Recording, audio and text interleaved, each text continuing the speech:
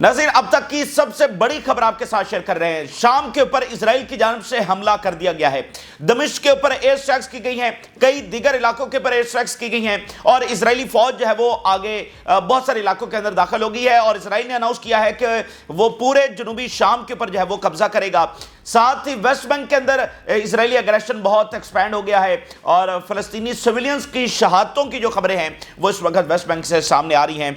और ट्रंप के हवाले से बड़ी खबर यह है कि ट्रंप रियल स्टेट डेवलपर्स के साथ, बड़े बड़े बिलियनर्स के साथ मीटिंग करने जा रहा है बाकायदा तौर पर गजा के हवाले से, और उसमें डिस्कस होगा कि कौन कितनी इन्वेस्टमेंट करेगा गजा में। जो ट्रंप का प्लान है फलस्तीनियों को डिस्प्लेस करके वहां रावेरिया ऑफ द मिडिल ईस्ट बनाने का, यानी होटल्स, गल्फ कोर्सेज, ये वो जो भी उसका प्लान है, उस पर प्रॉपर ट्रंप मीटिंग करने जा रहा है बिलियनर्स के साथ, रियल स्टेट डेवलपर्स के साथ।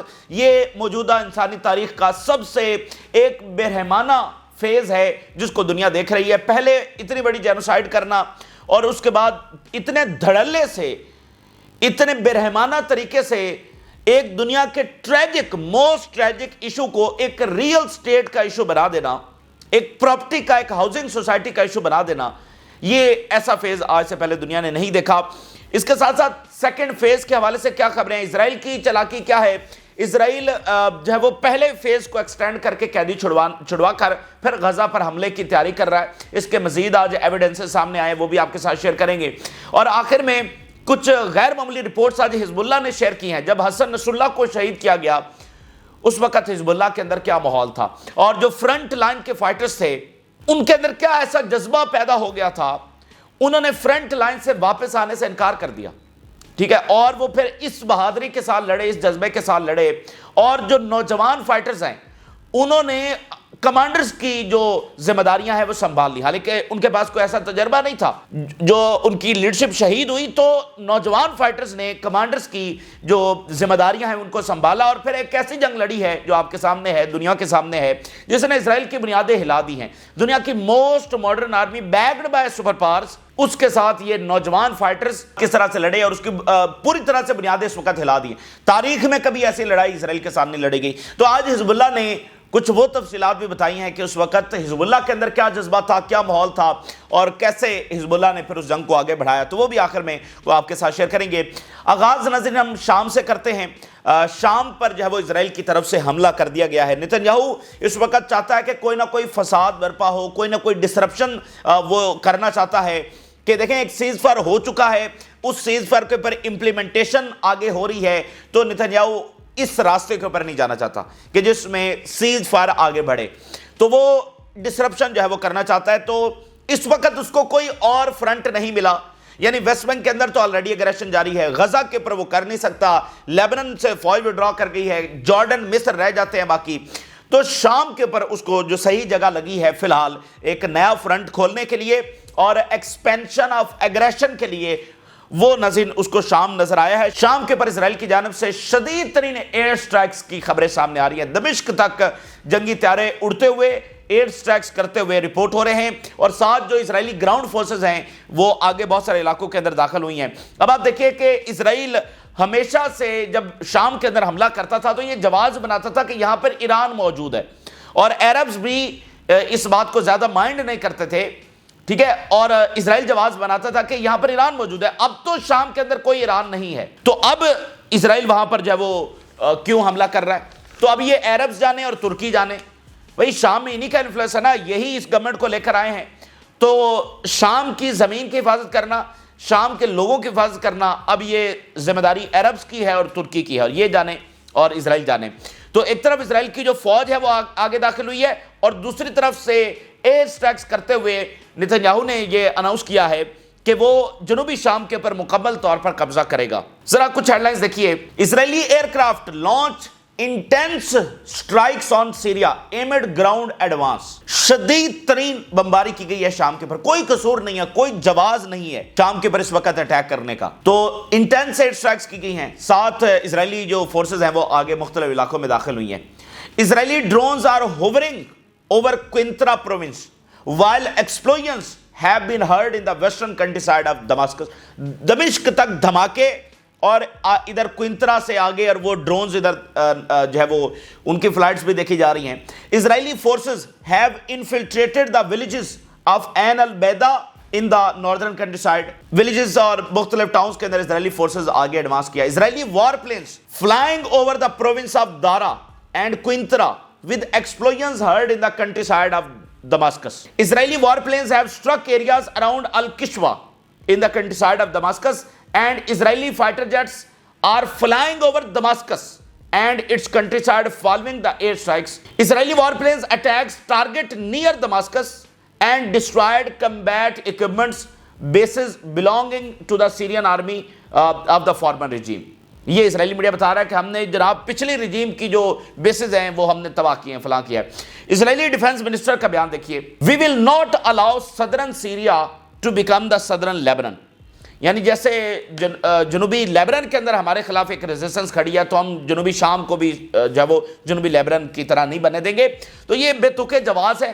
جنوبی شام میں کچھ بھی نہیں ہو رہا ہے، ٹھیک ہے، اور وہاں پر تو دیکھیں دمشق کی اتھارٹیز وہ تو کچھ بھی نہیں کر رہی ہیں، اور وہاں پر نہ حزب اللہ ہے نہ کوئی دوسری تنظیم، کچھ بھی نہیں ہے جنوبی شام کے اندر، ٹھیک ہے. لیکن یہ ایک بے تکے جواز ہیں جو ان کی طرف سے باقاعدہ طور پر جب وہ حملہ کر دیا گیا ہے. شام میں البتہ جو پروٹیسٹ ہیں وہ شدید تر ہوتے چلے جا رہے ہیں. حلب شہر کے اندر بہت بڑا پروٹیسٹ ہوا ہے، باقی شہروں کے اندر یہ پروٹیسٹ جو ہے وہ پھیل رہے ہیں، اور یہ گولان ہائٹس اور جنوبی شام کے جو علاقے ہیں یہاں پر شام کے عوام کے اندر شدید غصہ پایا جا رہا ہے. اور پھر اوپر سے یہ حملہ ہو گیا ہے اور اسرائیل ایڈوانس کر رہا ہے، تو شام کی جو اتھارٹیز ہیں ان کے اوپر پریشر جو ہے وہ اور زیادہ آئے گا. تو بات یہ ہے کہ اسرائیل کا اس وقت یہ اگریشن کرنے کا مقصد، یعنی آپ دیکھیں نا سیز فائر ہو چکا ہے، اس کو آگے بڑھانا چاہیے. قیدی حماس چھوڑنے کے لیے سارے تیار ہیں، کیا اس کو آگے بڑھانا چاہیے یا ادھر شام کے اوپر محاذ کھولنا چاہیے؟ تو واضح جو وجہ ہے وہ یہ ہے کہ اسرائیل اس کویشچن سے توجہ ہٹانا چاہتا ہے کہ اس نے اس جنگ میں اچیو کیا، اور دوسرا سیز فائر، اس سے وہ مکمل طور پر ڈسرپشن چاہتا ہے، وگرنہ کسی طرح سے اس کا کوئی جواز نہیں ملتا. بھئی اب وہ اٹیک کریں گے تو شام میں کیا ہو جائے گا؟ ٹھیک ہے، مطلب کیا کوئی ایران ختم ہو جائے گا، حزب اللہ ختم ہو جائے گی؟ مطلب ہو کیا جائے گا؟ صرف ایک فساد برپا کرنا ہے. ساتھ ویسٹ بینک کے اندر جو اسرائیلی اگریشن ہے وہ ایکسپینڈ ہو رہا ہے اور شہادتوں کی خبریں وہاں سے سامنے آ رہی ہیں. Israeli forces kills Palestinians youth in Nablus, martyr and 7 wounded by occupation forces bullets in clashes and western cemetery area in Nablus. براہ راست گولیاں مار کر جو ہے وہ شہید کیا گیا ویسٹ بینک کے لوگوں کو. اب مجھے بتائیے ویسٹ بینک کا کیا قصور ہے؟ پھر ناظرین اسرائیل کی جانب سے اناؤنس کیا گیا ہے کہ رمضان کے درمیان الاقصی کے اوپر ریسٹرکشنز لگائی جائیں گی، وہاں پر فلسطینی داخل نہیں ہو سکیں گے، اور وہاں پر جو پولیس ہے اس کو ڈبل کر دیا گیا ہے. Hamas denounce Israeli directives warns of consequences. Border police forces will be doubled in Jerusalem and the rest of the Israel as Ramadan approaches. تو یہ ان کی جانب سے نئے اقدامات جو ہے وہ اٹھائے گئے ہیں. اچھا، اب اسی کے ساتھ جو اگلی خبریں ہیں وہ بھی بہت امپورٹنٹ ہیں. ٹرمپ کے حوالے سے کچھ خبریں سامنے آئی ہیں. ایک تو ناظرین ٹرمپ نے آج ایک ایسا کام کیا کہ پوری دنیا اس کے اوپر شرمندہ ہے. کیا اس پلانٹ کے اوپر واقعتاً کوئی انسانیت کو باقی رہ گئی ہے؟ ناظرین ٹرمپ کی جانب سے غزہ کے حوالے سے ایک آرٹیفیشل انٹیلیجنس کی ویڈیو جو ہے وہ جاری کی گئی ہے، جس میں غزہ کی اس سارے ملبے کو، یعنی جو اس کا پلان ہے کہ یہاں پر وہ سارا بنانا چاہتا ہے، تو آرٹیفیشل انٹیلیجنس کے ذریعے دکھایا گیا ہے ویڈیو کے اندر کیسے غزہ میں ہوٹلز ہیں بڑے بڑے، اور کلبز ہیں، گلف کورسز ہیں، بڑی بڑی بلڈنگز ہیں، بیچز ہیں، اور بیچ کے اوپر جناب ٹرمپ اور نتنیاہو لیٹے ہوئے ہیں. یہ آرٹیفیشل انٹیلیجنس کی ویڈیو ٹرمپ نے جاری کی ہے. بیچ کے اوپر ٹرمپ اور نتنیاہو لیٹے ہوئے ہیں، اور ٹرمپ جو ہے وہ کلبز کے اندر خواتین کے ساتھ ڈانس کر رہا ہے، اور ایلون مسک جناب پھر رہا ہے. ٹھیک ہے، تو یہ جناب اس کی جانب سے ویڈیو جاری کی گئی ہے. انتہائی کنٹروورشل، پوری دنیا میں اس کی تنقید ہو رہی ہے، امریکہ کے اندر اس بات کی تنقید ہو رہی ہے. اب دیکھیے جو ٹرمپ کا پلان ہے، دنیا کے ایک بھی ملک نے ابھی تک اس کو انڈورس نہیں کیا ہے. امریکی میڈیا بھی اس کو انڈورس نہیں کر سکا ہے، جو کہ آپ دیکھیے کہ ہر طرح سے وہ چاہے عراق وار ہو، چاہے یہ غزہ میں ساری جو کچھ ہوتا رہا ہے، اس کو بھی تو انہوں نے پردہ ڈال کے رکھا ہے. لیکن یہ اتنا کنٹروورشل پلان ہے کہ کوئی بھی اس کو انڈورس کرنے کے لیے تیار نہیں ہے. لیکن آپ ذرا اندازہ کریں، یعنی اسلامی دنیا جو ہے وہ اس جنگ سے فرار چاہتی ہے، لیکن ان کے لیے کوئی فرار ہے نہیں. آپ اندازہ تو کریں کہ امریکہ کس حد کے اوپر اتر آیا ہے. پہلے اس نے یہ سارا کچھ کروایا، گرین لائٹ دی، اسلحہ دیا، اور اب وہ مطلب ٹرمپ اپنے پلان سے پیچھے نہیں ہٹا ہے. اور جو وٹکاف ہے اس نے کہا ہے کہ ٹرمپ باقاعدہ طور پر ریئل اسٹیٹ ڈیولپرز کے ساتھ میٹنگ کرنے جا رہا ہے, بیانات نہیں, میٹنگ کرنے جا رہا ہے. کون کتنی انویسٹ کرے گا غزہ کے اندر. Summit with real estate developers of planners from the Middle East soon to discuss the Trump administration's plan for the future of Gaza. پھر اس نے کہا ہے کہ ہمیں تو بہت سارے ملکوں نے رابطہ کیا ہے کہ ہم فلسطینی جو ڈسپلیس ہیں ان کو لینے کے لیے تیار ہیں. Many countries have contacted the united states to offer to participate in a permanent solution for the residents of the Gaza strip, کہ پرماننٹ سولوشن کے طور پر ہم فلسطینیوں کو لینے کے لیے تیار ہیں. پتہ نہیں دنیا کی یہ کون سے ملک ہیں, کوئی دنیا کا ملک اس کو الاؤ نہیں کر سکتا, ٹھیک ہے, لیکن یہ کون سے ممالک ہیں. ٹرمپ کہتا ہے میرے پلان کو بڑا پسند کیا گیا, اور وہ پتہ نہیں کون سے لوگ ہیں, کون سے ممالک ہیں جنہوں نے اس پلان کو پسند کیا ہے. ایک بندہ بھی تو سامنے نہیں آیا, کہ ملک بھی سامنے نہیں آیا, لیکن کہہ رہے ہیں جی ہم سے رابطے ہو رہے ہیں اور فلسطینیوں کو لینے کے لیے ملک تیار ہیں. اچھا بھائی, اگر ملک تیار بھی ہو جائیں تو یہ کون سی جسٹیفیکیشن ہے فلسطینیوں کو نکالنے کی؟ اسرائیلیوں کے لیے بھی پھر لینے کے لیے بہت سارے ملک جو ہے وہ تیار ہو جائیں گے. اس کے ساتھ ناظرین جو فارن پالیسی ہے, دنیا کا ایک بڑا میڈیا آؤٹ لیٹ, اس نے بتایا ہے ٹرمپ کے غزہ پلان کے حوالے سے. دو ذرا ہیڈ لائنز دیکھیے, اب یہ تمام چیزوں کو کنیکٹ کریے. سیز فائر کو توڑنا, ڈسرپشن پھیلانا, شام کے اوپر حملہ, اور یہاں پر ڈی سٹیبلائزیشن کرنا ادھر سے. بھائی جب غزہ ٹرمپ پلان کے اوپر کھڑا ہوا ہے تو کون سی جنگ بندی؟ اچھا ایک فیز اور ہو جائے گا تو پھر کیا ہو جائے گا؟ جب الٹیمیٹ پلان دیکھیں جو سیز فائر ہے اس میں تو یہ ہے نا کہ اسرائیلی فوج وڈرا کر جائے گی, فلسطینی یہیں پر رہیں گے, ٹھیک ہے, اس میں تو یہ پلان ہے نا, آگے فلسطینی ریاست بن جائے گی.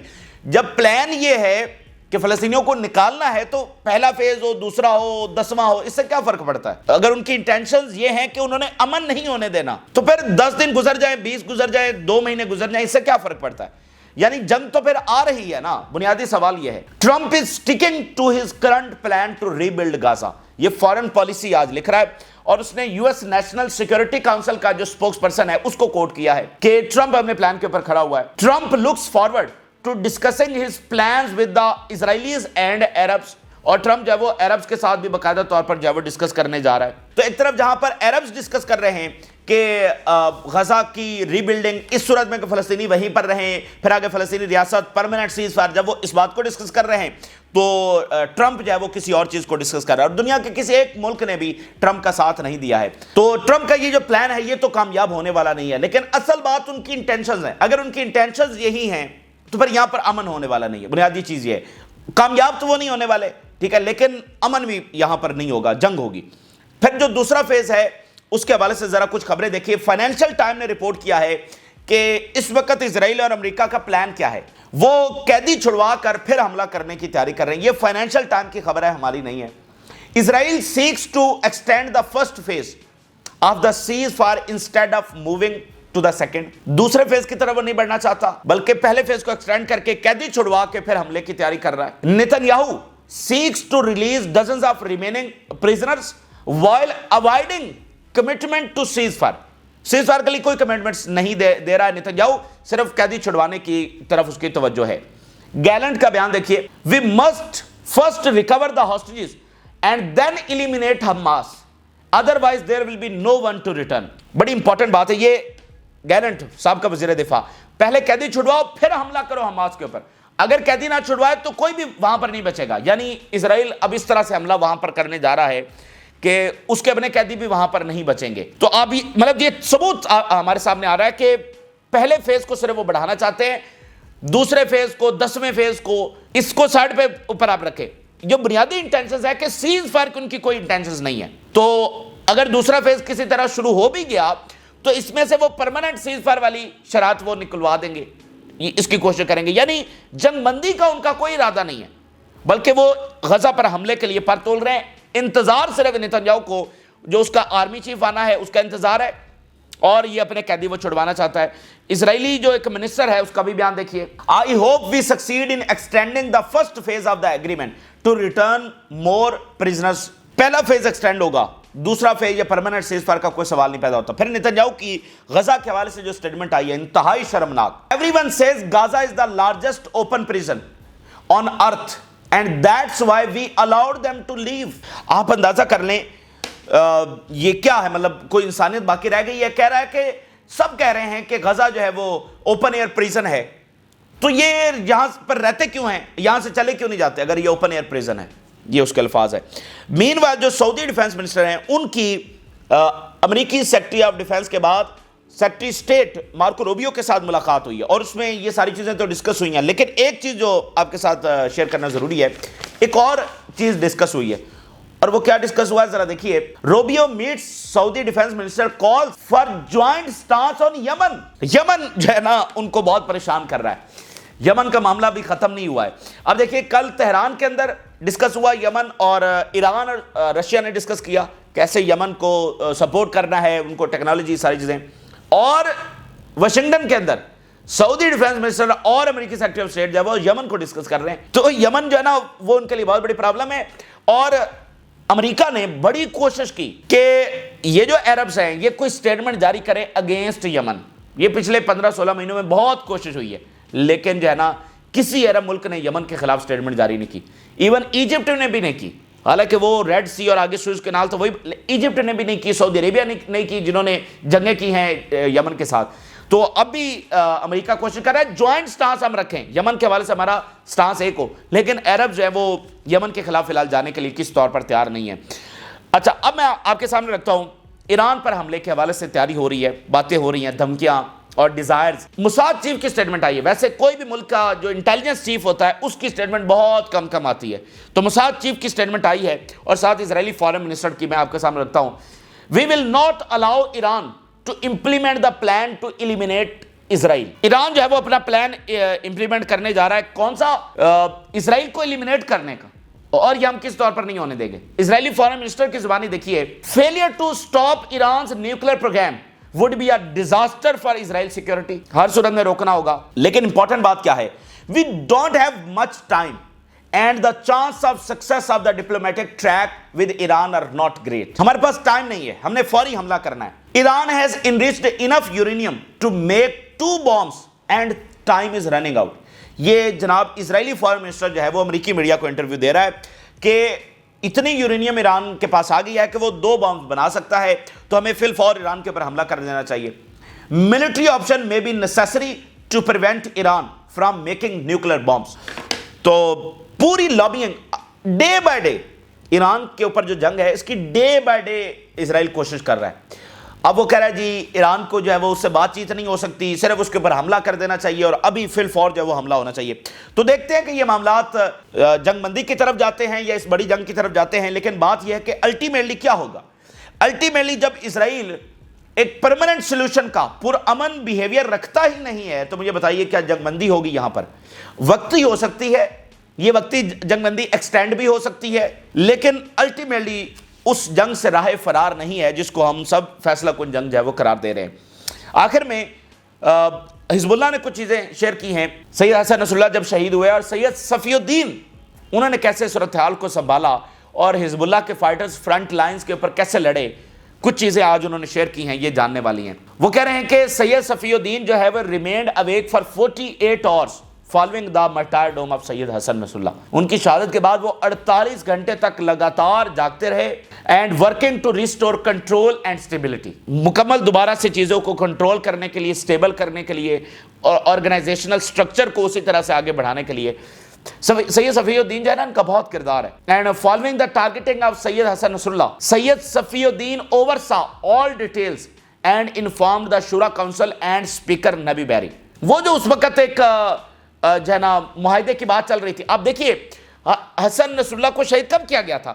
آپ یاد کریں کہ فرانس نے وہاں پر معاہدہ پیش کر دیا تھا جنگ بندی کا, اور اس کو سب نے انڈورس کر دیا تھا, اور فرانس نے لیبنن گورنمنٹ کو کہا کہ حسن نصر اللہ سے بات کریں سیز فائر کے حوالے سے, اور حسن نصر اللہ اس کے اوپر ایگری کر گئے تھے کہ ہم تو پہلے دن سے سیز فائر کی بات کر رہے ہیں. اور پھر جب وہ اس حوالے سے میٹنگ کرنے جا رہے تھے تو وہاں پر ان کو شہید کیا گیا. ٹھیک ہے, اس وقت چل کیا رہا تھا, جنگ بندی چل رہی تھی, اور فرانس لے کر آ گیا تھا معاہدہ, سب نے اس کو انڈورس کر دیا تھا کہ لیبنن میں جنگ بندی, آگے پھر غزہ میں جنگ بندی. حسن نصر اللہ نے اس کو انڈورس کر دیا تھا, اور پھر حسن نصر اللہ کو شہید کر دیا گیا. تو اس کے بعد سید صفی الدین نے ان شرائط کو دیکھا, اس معاہدے کو دیکھا, لیکن کیا ہوا؟ دا morale of the resistance fighters soared after the martyrdom of Syed Hassan Nasr Allah and they rejected any withdrawal from the front line. لیکن جو فائٹرز تھے انہوں نے مکمل طور پر انکار کر دیا کسی جنگ بندی سے, حسن نصر اللہ کی شہادت کے بعد. یعنی اسرائیل تو ایسٹیمیٹ کر رہا تھا نا, اسرائیل ایسٹیمیٹ کر رہا تھا کہ حزب اللہ کا مورال ڈاؤن ہو جائے گا, لیکن حسن نصر اللہ کی شہادت نے ریزسٹنس فائٹرز کا مورال اس سطح کے اوپر لے گیا. انہوں نے کہا ہم نے فرنٹ لائن سے واپس آنے نہیں ہے, ہم نے کوئی جنگ بندی نہیں کرنی. اور پھر آپ دیکھیے گیلنٹ کا بیان آن ریکارڈ ہے, اس نے کہا کہ حزب اللہ کے ساتھ جو ہم نے جنگ کی ہے یہ ہماری تاریخ کی سب سے بڑی غلطی ہے. اسرائیل ہل چکا ہے, اس کی جو بنیادیں ہلی ہیں وہ حزب اللہ کی اس جنگ کے نتیجے میں ہلی ہیں. اور گیلنٹ کے بیان ہے, میرا بیان نہیں ہے. تو وہ کہہ رہا ہے سب سے بڑی ہماری غلطی تھی. تو جو جذبہ سید حسن نصر اللہ کی شہادت کے بعد جذبہ اور بڑھا, اور پھر وہ جو ینگ فائٹرز تھے انہوں نے کمانڈرز کی ذمہ داریاں سنبھالی, اور پھر وہ ایسی انہوں نے جنگ لڑی ہے کہ تاریخ اس کی شاہد ہے اور تاریخ اس کی گواہ رہے گی کہ کیسے ماڈرن آرمی کو نوجوان فائٹرز نے کیسے اس کو شکست دی. اور پھر سید صفی الدین جو ہے وہ انہوں نے سیکرٹری جنرل بننا تھا, اور ان کی پہلی اپیرنس جو ہے وہ پلان کی گئی تھی کہ حسن نصر اللہ کا جو فیونرل ہے وہاں پر ان کی اپیرنس ہوگی, لیکن سید صفی الدین جو ہے وہ خود بھی پھر بعد میں شہید ہو گئے.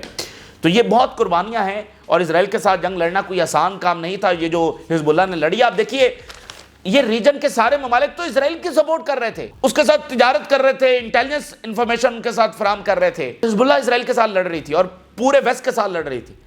تو یہ کوئی آسان جنگ نہیں ہوئی ہے. اسی لیے چونکہ اسرائیل نے اپنی ساری طاقت استعمال کی ہے, اس کے باوجود جب ان تنظیموں کو نہیں ہرا سکا, ریزسٹنس کو نہیں ہرا سکا, تو اس لیے ہارنے کی باری اس کی ہے. اب وہ ساری شکست کو ایک نئی جنگ کے ذریعے ایبسلیوٹ وکٹری میں بدلنا چاہتا ہے, لیکن ٹھیک ہے اس کے یہ پلانز ہیں, لیکن جب وہ جنگ میں اترے گا تو اس کا حشر پہلے سے بھی زیادہ بدتر ہوگا, یہ وقت ثابت کرے گا. تو یہ تازہ ترین تفصیلات ہیں جو آپ کے ساتھ شیئر کی. آپ نے رائے ضرور آگاہ کریں. جن لوگوں نے چینل کو سبسکرائب نہیں کیا ان سے ریکویسٹ کریں گے کہ چینل کو ضرور سبسکرائب کر لیں تاکہ ہر آنے والی ویڈیو آپ تک پہنچ سکے. اللہ حافظ.